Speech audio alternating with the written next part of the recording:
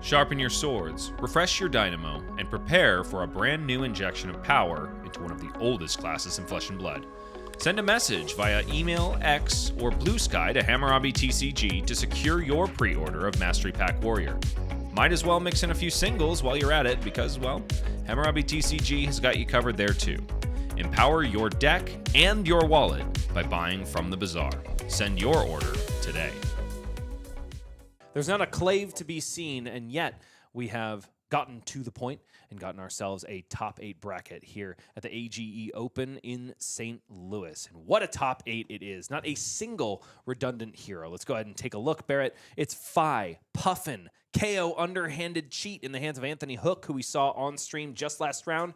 Joshua Kelly on Arachne Huntsman. Acilio, Constella Intelligence back for a victory lap. Victor Goldmane, High and Mighty, is there too. Tekla Austin in the hands of Austin Henson. And of course, Jason Fung, our previous month's winner on Syndra Drakai of Retribution.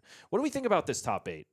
Really cool. We saw a lot of the players here on stream already. I think the only ones we didn't see were Jesse on Phi and Joseph on the Victor. So a lot of hero representation here. Really nice to see a varied meta here, right? We have 8 different heroes. We thought at the start of the day we have a wide field here, but will those ones who had multiple people kind of rise to the top? Looks like it isn't that's not the case here. Like you said, maybe one clave Joshua was running it.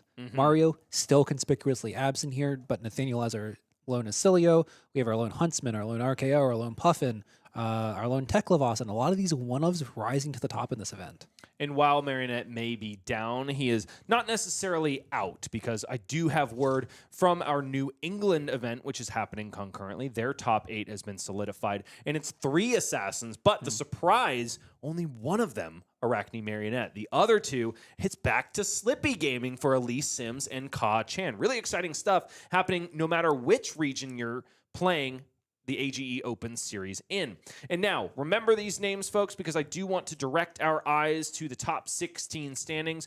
Some of the top 8 competitors are on this list already. Some of them are still fighting for their spot. I draw your eyes immediately to Anthony Hook and Jason Fung, both of which have secured top 8 finishes and are already placed pretty darn well in the race for top 16.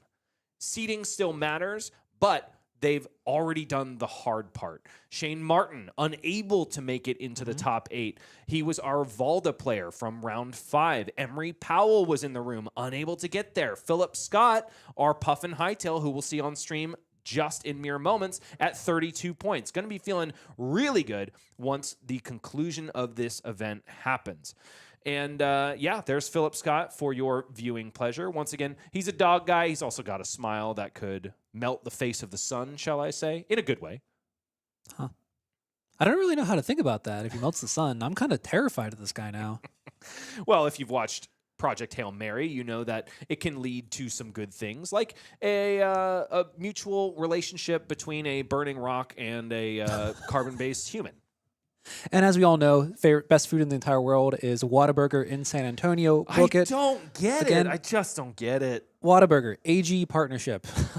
Balls in your court, guys. Like we can have an AG Open in the Whataburger in San Antonio. Like make it happen. Somewhere Evan Bridges' brain is humming like a tuning fork, and he's tuning in right now just to sound off in chat for Whataburger. Thanks a lot for starting that discussion in our Discord again. Look, happy to help. Okay, great. Thanks a lot, Barrett. I don't know if we can have you back, man. Unless you bring spicy ketchup. Well, no, I'll meet you in the San Antonio Whataburger. Okay. Like I'll just be waiting there for whenever the event is. I don't know if I'll be very talkative because I might be chopped up into tiny pieces. Well, enough about that macabre humor. All right, then. Let's go ahead and get into the flesh and blood where these players are going to try to chop each other into tiny pieces. Definitely the gentleman on the left side of your screen, Jesse Kennon, is bringing a kerosene-dipped burning blade. That is the Searing Ember blade, synonymous with Fire Rising Rebellion. Phillip Scott in the other corner is got a bag full of cogs, and of course a bird on his shoulder. Going to see if he can pile all of those up into a victory. It was a nail-biter of a match when we saw him in the feature match area last against fellow top 8 competitor Nathaniel Brower on Acilio. This is going to be a much more straightforward matchup, but all the more scary. Yeah, We see a bit more of a common loadout from both these heroes here. Phillip, no guesses on what Jesse's going to run in this matchup, so he gets to run his normal equipment suite here with the Unicycle and the Cogworks Tinkering, as well as that Crown Dominion for that initial gold generation here, as we see Jesse choosing to go second in this matchup as expected for an aggro mirror, effectively. And Phillip here leading off with a Copper Cog from hand into a Cogworks, not Dovetail, Zeppelin. Zeppelin, thank you. I agree with everything you said, Barrett, except for your pronunciation of Cogworks. Cogworks Tinkawings. Tinkawing. There we go. Yeah, okay. Me and Wadney Wat really Who feel flamed good Wadja about Wabbit? that. Cogworks Zeppelin gets a shrug from Phillip Scott. Jesse Kennon says it's only 5, right? Surely. So you see that blue soup up that was such a pivotal piece in that game against Nathaniel earlier in the pitch zone here. Unfortunate. Down bad is Phillip Scott. Doesn't even go for the activation of Cogworks Zeppelin. No tricks afoot. Those 2 cards from Jesse Kennon are going to get the job done. Copper Cog established and also an arsenal. And this is a matchup where Phillip will get to do a lot of the things that he couldn't do into that Acilio earlier, where he gets to have a lot more of that interaction be leveraged on his side, particularly with the card we just saw in hand and Palantir Aeronaut potentially. 40 plays 40, but not for long. Only a minute and a half elapsed. Jesse back on the front foot, ready to do his diligence and try to put Phillip Scott in his coffin alongside his semi-friendly bird. Yeah, both these decks actually relatively good at blocking. Fi has a bit better time usually blocking than Syndra does. Now, granted, some of the more recent builds aren't quite as good with it because of Art of War Phoenix, all the Phoenix Flames editions, things like that back in, but not a deck that's afraid to lay its hand down. And Puffin has the usual mech thing of being able to have most of the cards block 3 other than those Copper Cogs. But we do see Jesse here, not the greatest opening with the Flame Call Awakening pitching a Phoenix Flame, so we'll not get the trigger off of it as well of fetching a Phoenix Flame out of his deck here. Of course, would have had to play another red card in order for Flame Call Awakening to tutor up a Phoenix Flame, but when there's already one in your hand and potentially not even a third in the deck, this might just have to be good enough. And Jesse's probably thinking as Lucky Stars that this doesn't come at a moment where he desperately needs to rip tempo out of the hand of Phillip Scott. It is just after blocking out a Cogworks Zeppelin on turn 0. Does seem Phillip not interested in blocking here. Down to 37 he goes. And Jesse is full steam ahead to continue this combat chain with Display Loyalty. 3 go again, once again. This time, no cost to Jesse Kennon. And instead, it's an additional benefit of a fealty token on the side of his board. Jesse, no stranger to drip over here as we see that Cold Foil Fi and those Cold Foil Phoenix Flames. Sheesh. That Marvel fealty token. This man knows and loves his Fi deck. His blood runs richer than mine, that's for sure. Blaze Headlong, the follow-up. Head Jab Plus, 4 go again. We know the importance of 1 additional value in the game of Flesh and Blood. So many of these games have come down to 2-0, 1-0, and that's one of the things I love about it. And Jesse has to be a little bit concerned here, seeing Phillip with that immediate block with those 2 equipment pieces that usually signals that they're going to be used in the next turn if they're coming out this early here for an on hit for a card that doesn't really have an on hit or anything really relevant with the damage. As Phillip just shrugs, saying, It is a Crash Site Salvage, blocking out the majority of the damage on Blaze Headlong. 1 damage will leak through. Phillip Scott now down to 35. And Jesse Kennon wraps up this turn with a Phoenix Flame.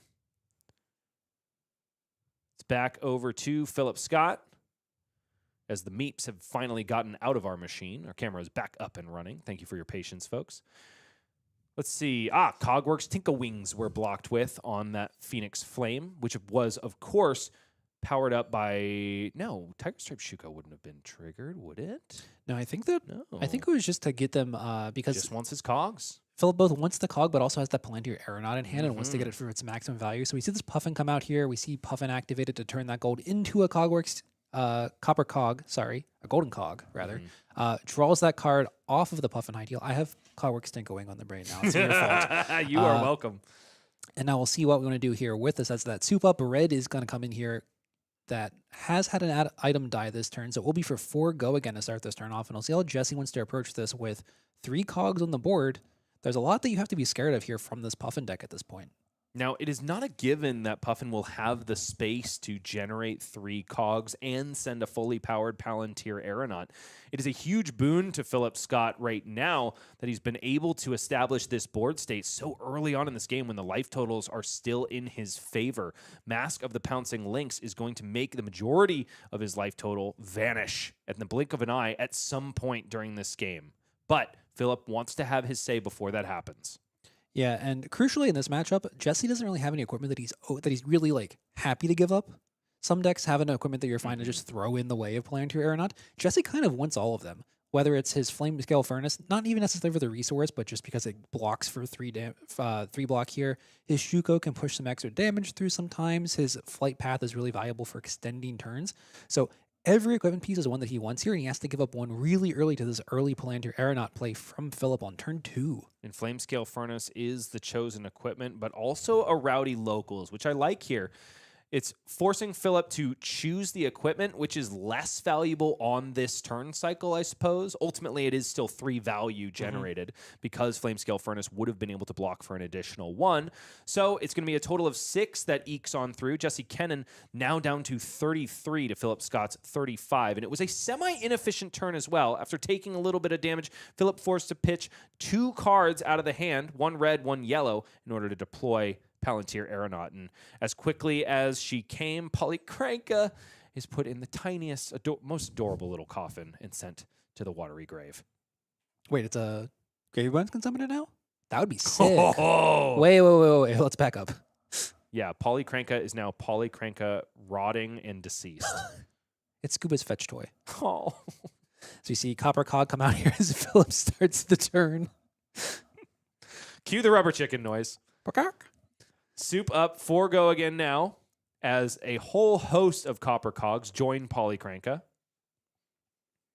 And Jesse, not necessarily in the back foot here, but a really hot start here from Phillip that's going to push a ton of damage here, and he definitely has control of the driver's seat of this game state right now. Really setting the pace here. But, you know, just like a wizard, I do think that if a Phi is walking you down, keeping you at life parity for a really long time, no, it's not going to be arcane damage and Storm Striders, but Mask of the Pouncing Lynx can just be the offensive overlap that completely flips a game on its head. Yeah, and if Jesse no blocks this Sky Skimmer as like the way he did that soup up, you have to be kind of scared of your Phillip here because you already spend your armor block on turn 1 so you could set up that big Palantir Aeronaut. And now Jesse having a full 5-card grip if he no blocks this, you have to wonder, is that Art of War Phoenix coming? Does he have that large combo chain with all of those new cards that interact with Phoenix Flame from Compendium of Wraith? So many things available here, as we do see a Gear Turner here coming out of Phillip. 5 without on hit to fetch a Copper Cog from his deck if it connects. Curious, now that Fiendal Spring Tunic is online, this might have just been a way to insulate Phillip, but I almost wonder if there was... Oh, he didn't have an opportunity to block last turn because it was just Searing Emberblade chopped the head off of Polycranka. And probably like doesn't want to have that Sky Skimmer stuck in his arsenal potentially. Like it's kind of anemic. You don't really want to spend the cog on it if you can help it with the blue. If it was a red, you'd be happy. But probably just thinking I'll save the tunic counter for next turn where I could potentially need it more than I would this Sky Skimmer. Jesse Kennon, despite taking so much of the brunt of Phillip Scott's offense, Gear Turner makes him think twice. And yes, it is a full block. Spreading Flames plus Oath of Loyalty equals no cog for Mr. Scott. Yeah, crucially, I believe also that Copper Cog was played this turn. So if he had gotten the Gear Turner, it would have gotten him a Copper Cog, and then he would have been able to crank and draw the card. So also was clearing the way for the arsenal for Very there. true. So very heads up play from Jesse there to make sure that Phillip not only didn't get that damage in, didn't get the cog, but also didn't get the card draw either. Ignite, the first attack for Jesse Kennon. 2 go again.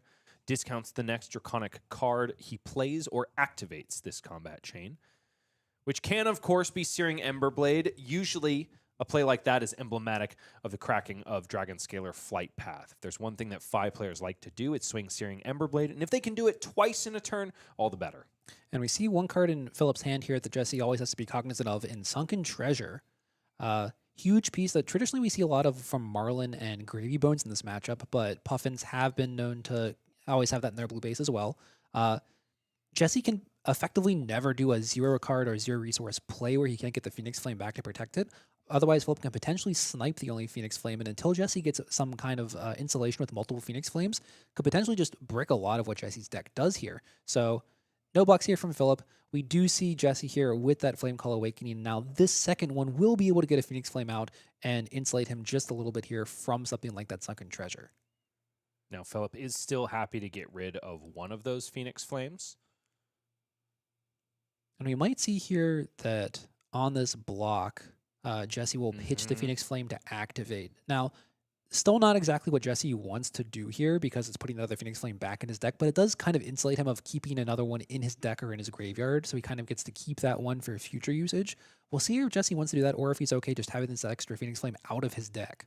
There's another signal that we've been able to pick up on here for Jesse Kennon. We saw a Phoenix Flame pitched on the first turn, his first affirmative turn of the game, I should say, and now a second one without shuffling the deck. So it is a total of 3 Phoenix Flames in the deck. What can Phillip glean from that information? Well, this is the one that he pitched, right? He just got it from the bottom of his deck. With Oh my goodness, you're right. Never mind. So we could still have the other one. Yeah, it looks like we could still. And it looks like Jesse here is electing to let that one go here, which it might mean that he wants this one just out of the deck here, but it does also mean that if he only has 2 and not 3 of them, that he has to protect this last one pretty hard from any kind of graveyard height that Phillip could have. Now, they generally don't run C4 salvages within the Puffin decks, unless they're the really pirate-focused ones here, but he will have to be cognizant in the future when he attacks that he needs to be able to activate Phi in response so he doesn't lose this second Phoenix Flame. Cognizant. Pun not intended, I'm sure. Cognizant Zeppelin is now on the combat chain, the second of the yellow variety for Phillip Scott. 5 with the promise of potentially more.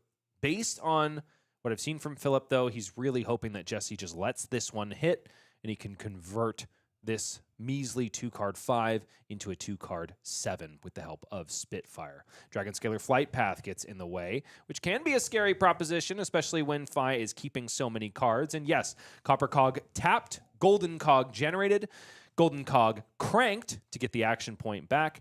And now Spitfire may just join the fray, but it's a backspin thrust. Huge play from Phillip Scott. Fantastic sequencing, calling the bluff of Phi. And now all of a sudden it's not going to just be a Spitfire for 2, but 4 go again into Spitfire for 3 that Jesse has to take in order to lock and load this probably very fearsome combo turn. And we're here for a cog time, not a long time.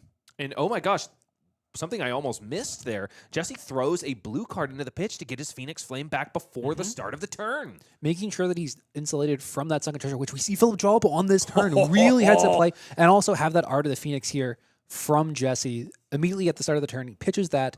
Now, 2 resources, draws back up 2, and will have that +1 for the rest of this turn for all of his Draconic attacks. Huge play here from Jesse, which I feel like we kind of thought that might be the case with that Flight Path block on his turn.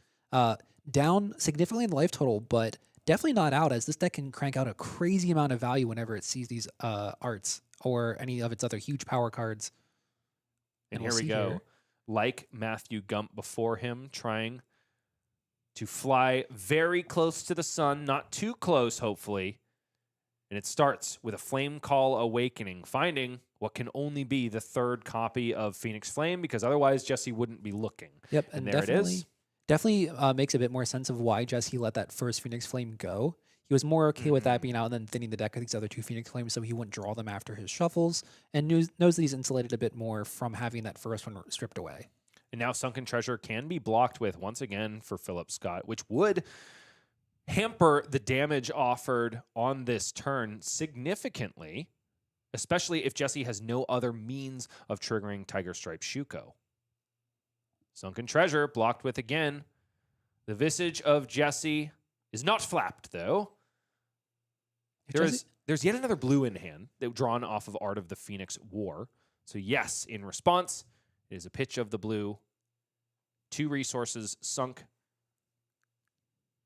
Which is also fine here because Jesse wants to swing with the Ember Blade this turn anyway. So fine pitching that second blue here because then we'll be able to actually pay for the Ember Blade later on the chain link anyway. Looks like he is reconsidering whether or not he wants to do this here, though, or whether it's better to maybe play the Phoenix out and then have the Rise from the Ashes. Still debating what his playline is going to be for the rest of this turn, but he knows he's doing this with the information that he either is going to get that Phoenix Flame back or lose it here. It is interesting because I would think that Rise from the Ashes stocks go way down when there's no fetch target. But no. Phoenix Flame the second turned face down by Phillip Scott. He's got to be feeling good about that. potentially Okay. two damage just lost from Jesse. And now it is fire that burns within, discarding the last Phoenix Flame in hand to provide go again. And now Art of the Phoenix War, the second in the hand for Jesse Kennon. I believe this puts the fire that burns within up to a 6 because it gets 2 itself, 2 from its buff, 1 from the art, and then 1 from the... oh, no, this is our first one with the Shuka, excuse me. If he's able to play out the second Art of the Phoenix War, which he technically can, this would get up to 6. Would cost 1 activate the fire ability at this point, but also he's probably pretty happy that he didn't elect to use the fire ability for the first one, get it back, and gets to save that resource, which then turns into the art plus 2 more cards off the top. So wound up working out very well for Jesse here that he didn't activate that in response to the Sunken Treasure. Now it is interesting. There are some power cards in Flesh and Blood, like Blood Rush Bellows, like 3 of a Kind, that aren't actually that great when you draw them in pairs. There are certain hands where Art of the Phoenix War sings in twinsies. Is this one of them? That's the real question. Well, also keep in mind that the reason why this entire turn works the way that it does is because Jesse, at the end of last turn, pitched that blue to get the Phoenix Flame back for this first art this turn. So because he did that play there, keeping his fire activation open for this turn, he now has the option to do it twice here. Even though he lost that second Phoenix from the Flame Call Awakening, technically lost it because of the Sunken Treasure eating the first one. Here we go. Blaze Headlong comes in for 5 go again, but it can change at combat trick speed. It is going to be an activation of Phi, now free thanks to the 3 Draconic Chainlinks. And yes, Art of the Phoenix War. Going to discard that Phoenix Flame for the second time this turn. 2 more cards drawn up. What will they be? I want to say I saw an Ignite and a Ronin Renegade. Yeah, interesting to use it here instead of the Chainlink before. Didn't get that extra point of the fire that burns within from it, but it will mean that we have the line of having the Ember Blade here plus whatever we drew this turn. So Jesse kind of putting his eggs into this basket instead of spreading out over 2 turns, saying, I'm going to push as much damage this turn as I can. And Ignite here is actually really huge with this Ember Blade to potentially have the double Ember Blade swing from the flight path here. So Jesse looking to put a ton of damage into play this turn and kind of bring these life totals back down to parity as quickly as possible. So while Jesse technically missed a point of damage by not playing that second Art of the Phoenix War in the reaction step of Fire that Burns Within, he has gained a lot of equity in keeping his options open and now rewarded immensely by the potential of yet another Searing Emberblade swing. And now Mask of the Pouncing Lynx likely going to get in the mix. And Jesse is doing the math about which target he should find in the deck. Lava Burst is the floor, usually. But you're looking for an opportunity to eke a couple of extra points from something like Assault the Wound or a Tenacity. I have to imagine in this situation, since we have double art out, which is +1 to any of our Draconic cards, that it pushes that Lava Burst higher here. However, we're looking already. Phillip has been presented 20 damage so far this turn, and there is still 2 Emberblade swings plus whatever Jesse gets here. So this is the ability to get out of hand rapidly for Phillip, who still only has 1 card in hand here, has 1 block on his Tunic left this turn, and Jesse could very easily throw enough damage here to make Phillip give those cards and that Tunic up for the rest of this turn. Just absolutely incredible line here from Jesse to push this much damage while draw off the top from that Art of the Phoenix. And there it is, Lava Burst out of the deck. Going to be worth at least 7 points of value thanks to the 2 Art of the Phoenix Wars. Phillip takes a pause, perhaps to try to distract his opponent. I don't know how else you get out of what's coming his way. And what was the name that Ashlyn had for her article? What was that about the chain fitting on the playmat? Man, what is that song? Is it Dancerville that everybody was into in the 80s? It was in Shrek. What was it? Margaritaville? Yeah, definitely that. Funky Town was the answer, man. Funky Town, come on now.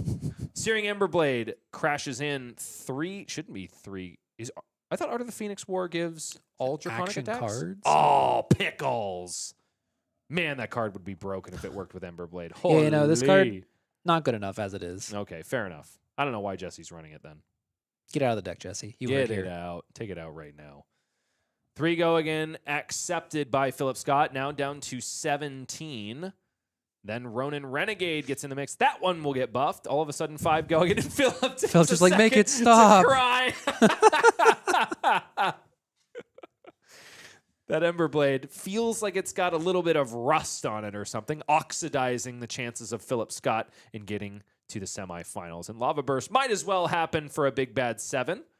28. Jesse here up to a 35 damage turn. No big deal. Wait a minute. Why didn't we send the Phoenix Flame? Oh, no, yeah, because we can't fetch it. That's right. We've already done that. Yeah. If we, because this turn wasn't enough. Why not an additional 4?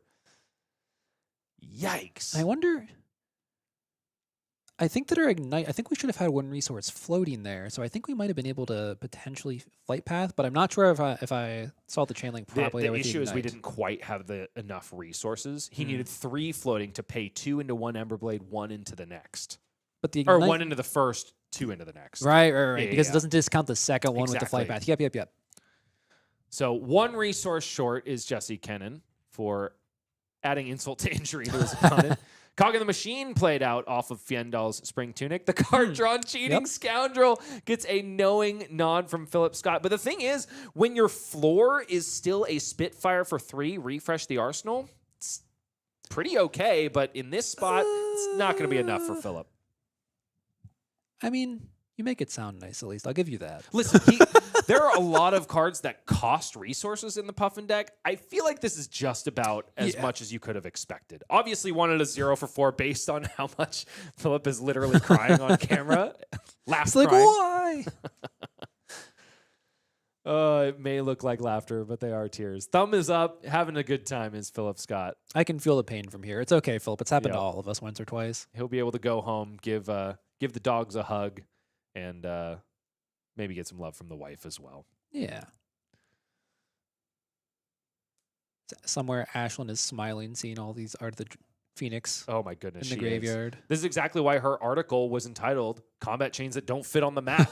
You saw how hard it was to clean up for Jesse on that last turn cycle, and this could be just as bad. Spreading Flames comes in for 3 go again, going to buff any attacks that come in for base power less than the number of draconic chain links he controls for the remainder of the turn. It's met by an Enlightened Strike. The follow-up Searing Emberblade, only going to be 3 go again. Not going to get that benefit from spreading Flames, as there are only 2 draconic chain links, and Searing Emberblade has a base power of 3. Now, I believe we have Arise from the Ashes, and I can't quite What's make out that? the second one, but I think he has 2 blues in hand. So Jesse might actually not have the greatest converting hand here, which is maybe Phillip's saving grace this turn cycle as he tries desperately to figure out how to live and pressure Jesse back on his turn. Just blocks out 3 here with the second Enlightened Strike that he would have loved to have hit Jesse with. You're right. It is a Cinderskin Devotion in the hand in the blue. This one comes in for 3 go again. Finally, I think getting the buff from Spreading Flames. Yes, because it is normally 2. And now the nice thing about this, though, is when Jesse fetches up that Phoenix Flame, it'll trigger Tiger Stripe Shuko and also Spreading Flames. So it will be 3 to finish up this combat chain. And we still do have enough floating here for those Flight Path again with his Searing Emberblade to then send an additional 3 here. Sick. So Phillip thought he had a reprieve here. That is sadly not the case, it looks like. Ain't no way. So I'm sorry. It's not 3. It's 6. I'm total. sorry, my all blue hand converted. Dadgum. And now that AG Premium article featuring Ashlyn Slattery, she does go into great depth about Chosen Blues. Her suite, much more conservative. Things like Cinderskin Devotion, like Lava Vein Loyalty. On the other side of the coin is Matthew Gump, who brings in big tech pieces like Energy Potion, Warmonger's Diplomacy. Tries to gain a lot of value from his tech blues. And Warmonger's Diplomacy would not have been particularly great here, but the Cinderskin Devotion is doing a lot of heavy lifting here as we see Phillip laying down his last card in hand here. Does manage to cover the turn pretty well. Will drop to 3 this turn cycle, but is not dead. But now back to Jesse. Can Jesse draw a hand that converts the full 4 cards? Or will he get a situation like we saw earlier where an aggro deck wound up with a fairly anemic hand and couldn't send it back? Phillip needs a saving grace. I saw very little of that hand, but one of those cards was a blue and a Tenacity. There is a starter, though. Spreading Flames is in the hand. Costs 1. Pairs nicely with a blue and an Emberblade. Oh no, and I see one of the dreaded cards in Phillip's hand here of a copper cog. Great card early game. We see a D-React, great. We see a sunken treasure, also great. The problem is the card in our hand that doesn't block. Especially when the card in our arsenal does not attack. And this is a third sunken treasure here, and it is at a timely point where it will force Jesse to activate his Phi here on this first chain link potentially if he wants to block here, and threatening to rip those 2 resources that could otherwise be a Syrian Emberblade attack. As Phillip we got a reader. We got a reader. Reader. At the tail end of this game, 25 minutes elapsed. Phillip decides to go ahead and take a look at his opponent's hero Hey, card. what's this guy do? Just double checking here. And probably not, like, this is probably the time of the chain link where you want to commit that sunken treasure, primarily because it does eat those 2 resources from Jesse if he wants to save that Phoenix Flame here. And doing so can prevent that 3 damage from the Syrian Everblade. This is potentially a 6 value block if you look at it that way. Right. And Jesse can't convert another card in hand into that Emberblade that he otherwise would have been able to spend. And now Phillip, even if he can't win this game, is going for an achievement unlock of turning all 3 of his opponent's Phoenix Flames face down. But no, Jesse holds on to it with an iron grip. The thing is, he had a tenacity in hand, right? And so he might as well just go ahead and pitch that card into Searing Emberblade rather than hold on to it. Yeah, funny thing about tenacity, it's pretty happy when your opponent is at low life and has to block everything out. Yeah. 2 go again. Phillip Scott lines up yet another block. And Jesse gets to hold back that tenacity and see if he'll get more value by pitching it to Searing Emberblade or by playing it out. If Phillip blocks with another card here, all of a sudden tenacity is worth 4. Phillip Jesse asking, throws his hands up. Don't What do ask you what I got? have. I don't know. Phillip, you're like, you wouldn't happen to have something to pitch for this Emberblade, right? Jesse, I don't know. Now, the other card in Jesse's hand is Ignite, which doesn't pair perfectly with what else he's got. The nice thing about it, though, is the fact that it'll get a buff from Spreading Flames and also Tiger Stripe Shuko. So all of a sudden, this measly 0 for 2 is a barn burner. 4 go again. And with Crown of Dominion in the head slot, Phillip forced to devote Fate Foreseen from the hand. He's really happy to have any card that converts for 4 value on defense. Now, remind me here, tenacity gets how much space power? 2. And how much from the block cards? +1 each. So it's all 4. of a sudden 4 again. And how much does Copper Cog block for? It's a big bad 0. Oh, It's a no. pearl. So Phillip, sees the writing on the wall, slaps his copper cog on the bottom, wishes that it was something else, but it's Jesse Kennon, our first seed, undefeated and undaunted up to this point in the top 8. He proceeds into the semifinals after putting Puffin, Hightail, and her little bird 2 into the ground. And Jesse following in Matthew Gump's footsteps here from U.S. Nationals, starting out undefeated, going through with Phi and just tearing through the field here. Huge play from him. I don't know what you're supposed to do whenever Phi presents 35 in a turn other than just die, frankly.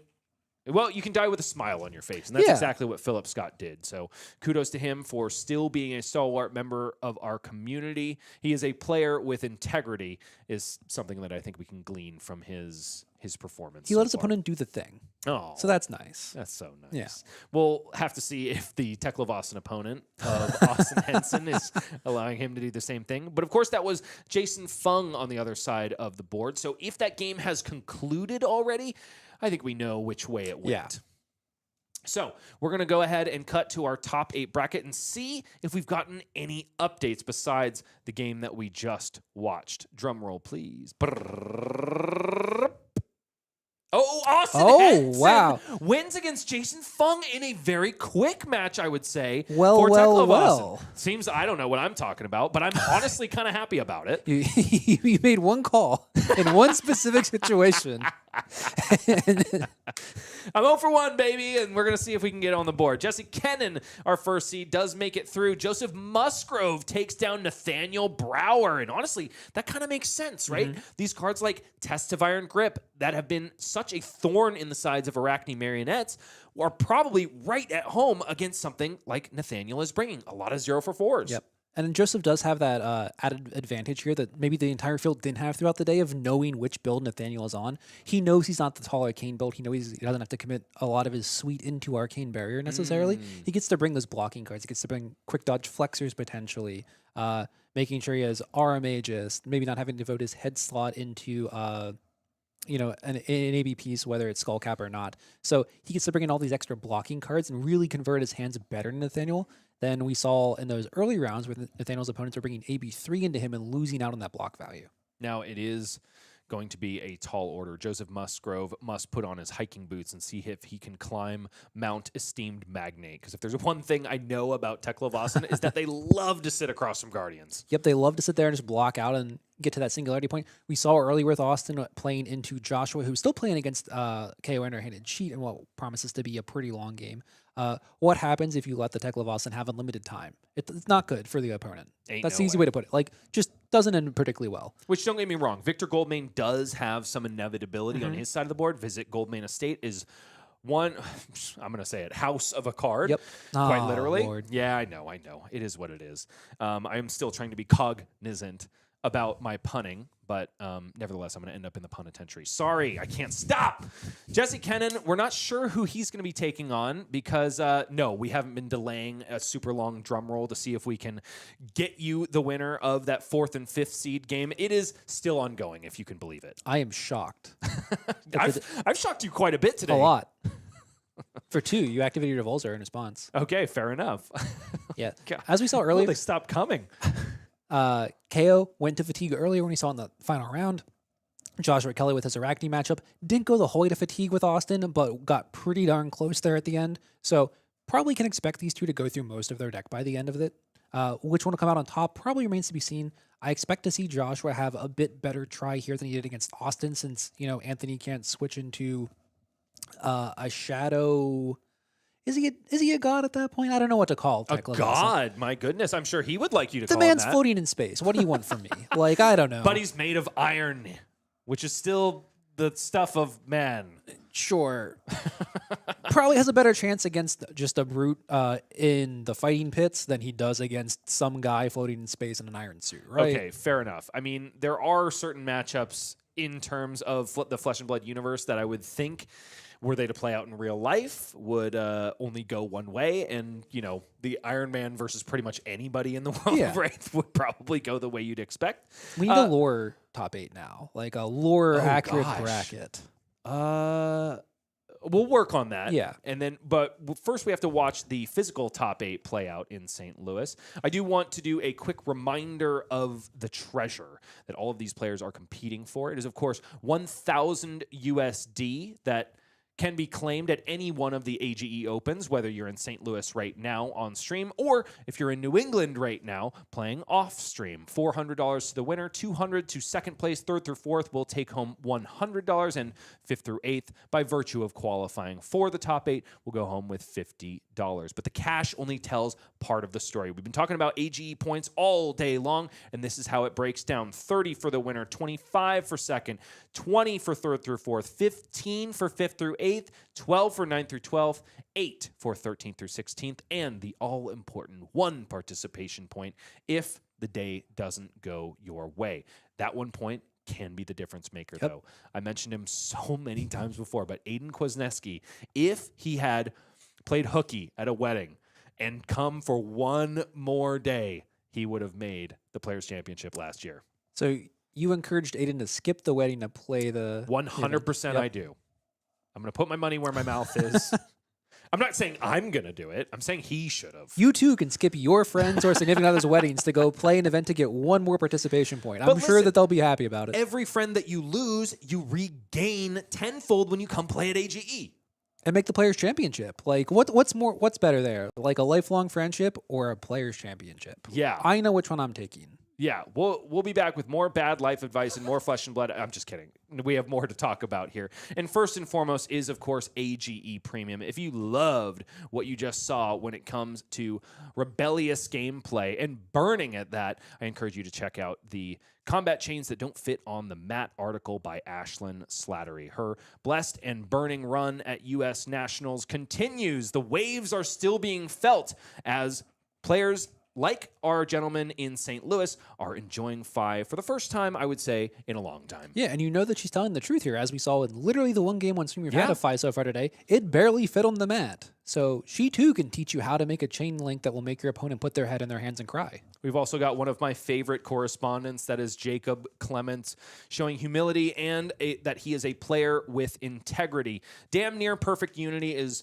a fantastic article about the pitfalls of the preparation process, as seen through the lens of Jacob Clements and also Team Super Armory during their preparation for Pro Tour Yokohama. Really fascinating stuff. And if you want to level up your game, I encourage you to check out AGE Premium. Even if that's not the thing that interests you, if you support the stuff that we do here at AGE, we encourage you to, if you can afford it, go ahead and donate us $10 a month, because we will funnel it directly back into the world of Flesh and Blood and the grassroots tournament circuits that we put on month after month. We are so excited to bring you more Flesh and Blood action. And before we get there, a quick word from our sponsor. Hammurabi TCG is going to be the place to get your hands on Mastery Pack Warrior, or any singles, full set bundles, and drip that you need in order to make your deck look fancy and also make it functional. Go ahead and hit up Hemel Patel on any of the links that you see below, email, Blue Sky, or X, and he will get your order together. Furthermore, if you go ahead and order before July 10th, you can pick up your order at Pro Tour Las Vegas. A huge boon to all of you competitive players out there. You can get your cards reliably and at a price that fixes your wallet issue that I know I'm having. I don't know about you, Barrett. But get your cards from Hammurabi TCG and you will be happier for it. I guarantee it. Yeah, Hamal cleaned me out for Omens of the Third Age. My Ziggy deck looks gorgeous, though. So you're the real winner. yeah, 100%. he only has my money. I have cards.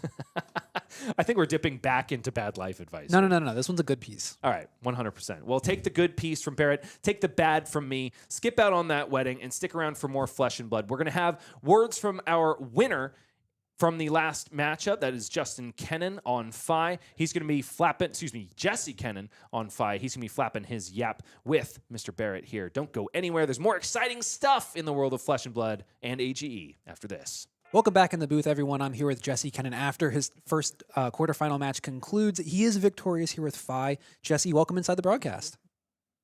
Hey, happy to be here. Now, that matchup looked pretty convincing on your side, as you saw that early Art of the Phoenix form from you and just how much damage that can push out. How'd you feel with that game? It was a little scarier than our game in the Swiss. A couple of my early hands were a little rough, but once I found the hand that just went, oh man, did that hand go. Were they counting up the damage on our side? Like, 20, 25, 30, 35. And that I was, didn't do the math. I think it came out to 35 overall on your side. And we're just like, oh yeah, there's a really nice lead here. And then it was just in that turn gone immediately and you had full control from there. So crazy turnout from your side. Now, have you been a Phi player for a long time? It looks like you have a lot of the Phi drip in your deck. Yeah, so funnily enough, I actually bought the deck day one of Uprising. So I've paid way too much money for all these cards. And then I played it like once at an armory, and I didn't like playing the mirrors with Art of War and Stubby Hammers. So I put the deck down for like 4 years or however long it's been since day one of Uprising. And I've just now been picking it back up. Okay, awesome. And how's it feel now that you have Art of the Phoenix War in the deck as well to kind of give a bit of the feel of that Art of the War term, but maybe not necessarily quite as bad as it was before? Yeah, it's a little clunkier than Art of War, but it's still really good when it works. I don't play it into everything, but when that card bangs, boy, does it bang. Now, did you pick it up before Nationals, or did like Ashlyn and Matthews run through Nationals kind of inspire you to pick the deck back up and give it a try again? Yeah, I definitely didn't really have it on my radar for Nationals. I was probably just going to play like Mario or Victor if I went. I didn't end up going. And then I saw Ashlyn did really well. I copied her list, changed a couple blues because I was lazy and didn't feel like digging the cards out. And then I've just mostly ran it the same.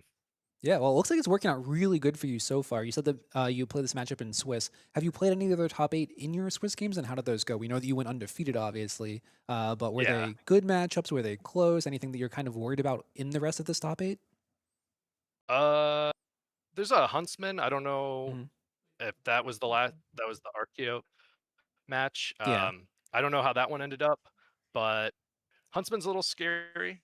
But everything else in the top 8, I feel fine into. Yeah, I believe that you have that side of the bracket. So whichever the RKO and the Arachne Huntsman one will be the one that you'll play next. And the other side was Victor beating Acilio, and then Teklevossen beating Syndra. Does that surprise you at all? Teklevossen against Syndra, a Mhm. little bit, but I've played a lot of Teklevossen, Okay. and that deck can just spit out damage. It's surprisingly aggressive. Okay, awesome. Now, you said that you feel pretty confident outside of the Huntsman. Is there anyone particular that you'd prefer to see in the final between the Victor and the Teklevossen? Definitely the Teklevossen. Okay. I actually played him in the Swiss, Mhm. and we decided to go get lunch instead of playing. He just conceded the game to me, and All we right. just went and grabbed lunch. That's a great sign for you if that's the finals matchup on your side. Anything else that you feel about the deck that you feel like going forward that you'd want to change with it, or how do you feel that it's going to be in this upcoming meta now that potentially Victor's leaving the meta, maybe Prism and all these other heroes as we roll past into Pro Tour Las Vegas, or after that with Mastery Pack Warrior and the events after that? Yeah, definitely a little rougher going forward. Victor's one of your better matchups, so losing that hurts. Mhm. Losing Prism's pretty good. And then Mastery Pack Warrior coming out and hopefully giving a shot in the arm to all the Warrior heroes is also going to be pretty rough Mhm. potentially. I don't know. I've never played the Hala matchup, I'm not going to lie, or the Olympia matchup. Listen, I don't think that you're alone as all the 5 players or even Flesh and Blood players in general is saying that you haven't played against Olympia in CC.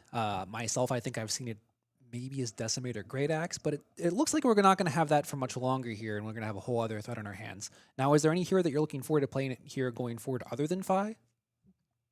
Oh, I'm a big Hala fan. Okay. I'm just waiting for her to get those Mastery Pack Warrior cards, and then you'll see me playing some Hala, hopefully. Awesome. Hopefully, for the next AGE events here going forward. Now, this will put you in a really good spot here going forward, potentially rack up a lot of points here for the Players' Championship. Is that something that you're looking to compete with down through the rest of the season and kind of really push for that in a high placement with that going forward? There are 3 more events here before that Players' Championship points will be locked in at the end of the season. Yeah, so I actually haven't been able to make it to any of the other events except for the first one, Mhm. and I didn't do very well at the first one. So we'll see how today goes, and I should be able to make it to the next 2. So hopefully those go well.